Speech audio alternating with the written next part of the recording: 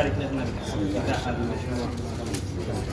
نفتتح هذه المحطة المهمة. ام وی ستاسیونا گرینگ و دکن کو بردوامی و سکامگری جبو دابینکرنا آوه جبو 9 میلیون کس لپارێزگehê Misoger dike.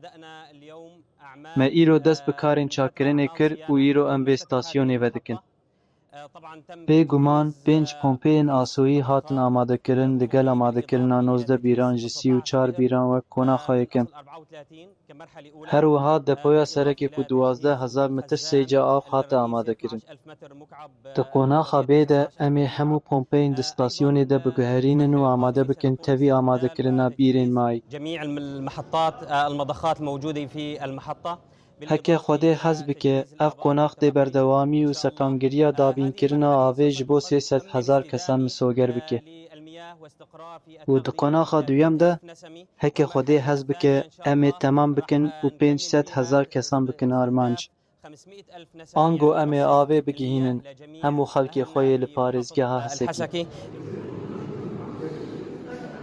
بافتتاح المحطة هذا اليوم إن شاء الله تنتهي معاناة. بذكرنا ستاسيون يا إيرو هكا خود حزبك دي داوي لآزارين خلقي مين لباجار حسكي. باجارو كي تل تمر هول و ناوچه و گندين در دوري و آزارين وان این بدست خستنا آوه بريا تانكران دي بداوي ببن.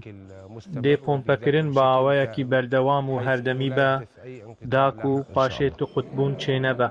إن شاء الله اليوم تبدأ نهاية المعاناة. ئیرۆ داوی ئازاران ji bo akınçên bajarê Hesekê dest pê dike ku 7 salin bi taybetî ji sala 2019 ve pişta xwe bi ava tankeran girê didan ku aveke nebire û carina new lebû.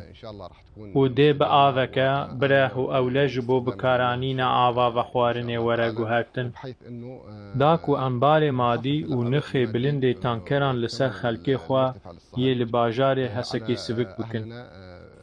û ev erkame ye li hemberî xelkê me heke Xwedê hez bike em îro radigihînin ku em dest bi pompekirina ceribandinê ya ava stasyona Alokê dikin. هذه الآبار حوالي 30 بير أو أكثر. Nêzîkî 30 bîran zêdetir avê pompe dikin bo bajarê Hesekî û dê qeyrana avê li bajarê Hesekî û derdora wê çareser bikin. Pêvajoya ceribandinê di du rojên borî de serkeftî bû û av gihîşt bajarê Hesekî hem ji Xwedê re. Bêguman dê hemû pirsgirêkên avê yên li herêmê bên çareserkirin.